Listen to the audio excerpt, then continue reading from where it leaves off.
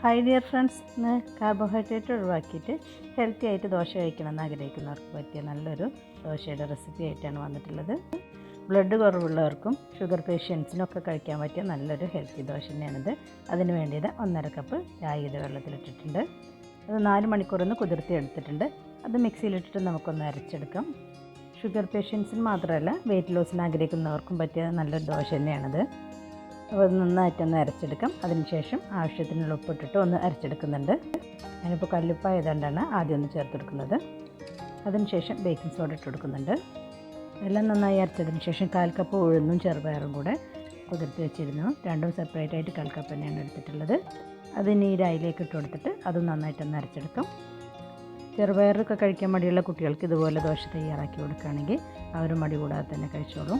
അങ്ങനെ എല്ലാം കൂടെ നന്നായിട്ട് തന്നെ അരച്ചെടുത്തിട്ടുണ്ട്. ഇനി ഇതൊരു പാത്രത്തിലേക്ക് ഒഴിച്ചു കൊടുക്കുന്നുണ്ട്. ഇത് തലേ ദിവസം വൈകുന്നേരമാണ് അരച്ചെടുത്തിട്ടുള്ളത്. ഇനി അടുത്ത ദിവസം നമുക്കിത് നന്നായിട്ടൊന്ന് പൊങ്ങി വന്നാൽ നോക്കാം. പിറ്റേ ദിവസം രാവിലെയാണ് ഞാനിത് ഇനി കാണിക്കുന്നത്. ഇനി ഇത് കയ്യിൽ വെച്ചിട്ട് നന്നായിട്ട് ഇളക്കി കൊടുക്കുന്നുണ്ട്. ചോറൊന്നും അരച്ചെടുക്കാതെ തന്നെ നല്ല കുറുന്നനെ കിട്ടിയിട്ടുണ്ട്. അപ്പോൾ ഇങ്ങനെ ദോശ ചുട്ട് കഴിഞ്ഞാൽ ദോശയ്ക്ക് ഒരു കട്ടിയായിരിക്കും. അപ്പോൾ അത് ഒന്ന് ലൂസാക്കി എടുക്കാൻ വേണ്ടിയിട്ട് 1/2 കപ്പ് വെള്ളം ചേർത്ത് കൊടുക്കുന്നുണ്ട്. ദോശ സോഫ്റ്റായി കിട്ടുന്നതിന് വേണ്ടിയിട്ടാണ് ഇങ്ങനെ മാവ് ലൂസാക്കി എടുക്കുന്നത്. ഇനി ചൂടായി വന്ന പാനിലോട്ട് നമുക്ക് മാവ് ഒഴിച്ചു കൊടുക്കാം. ഇനി നിങ്ങൾക്ക് എത്രയാണോ കനം കുറച്ച് വേണ്ടത് അതുപോലെ നമുക്ക് കനം കുറച്ചെടുക്കാം.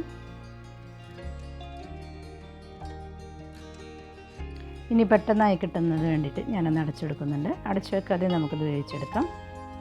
ഇനി നന്നായിട്ടൊന്ന് മൂത്ത് വന്നതിന് ശേഷം നമുക്ക് കുറച്ച് നെയ്യ് ചേർത്ത് കൊടുക്കുന്നുണ്ട്. ഒന്നും കൂടെ ക്രിസ്പിയായി കിട്ടുന്നതിന് വേണ്ടിയിട്ടാണ് ഇങ്ങനെ നെയ്യ് ചേർത്ത് കൊടുക്കുന്നത്. അങ്ങനെ അത് നമ്മുടെ ഫസ്റ്റത്തെ ദോശ റെഡി ആയിട്ടുണ്ട്. ഇനി ഇത് പാനിൽ നിന്ന് മാറ്റിയിട്ട് നമുക്കൊരു പ്ലേറ്റിലേക്ക് ഇട്ട് കൊടുക്കാം. നല്ല ക്രിസ്പി ആയിട്ട് തന്നെ കിട്ടിയിട്ടുണ്ട്. ബാക്കി നമുക്കിതുപോലെ ചുട്ടെടുക്കാം. ഇനി ഇത് ചട്നിയുടെ കൂടെയും സാമ്പാറിൻ്റെ കൂടെയൊക്കെ കഴിക്കാൻ പറ്റിയ നല്ലൊരു അടിപൊളി ദോശ തന്നെയാണ്. തീർച്ചയായിട്ടും ഒന്ന് തയ്യാറാക്കി നോക്കുക.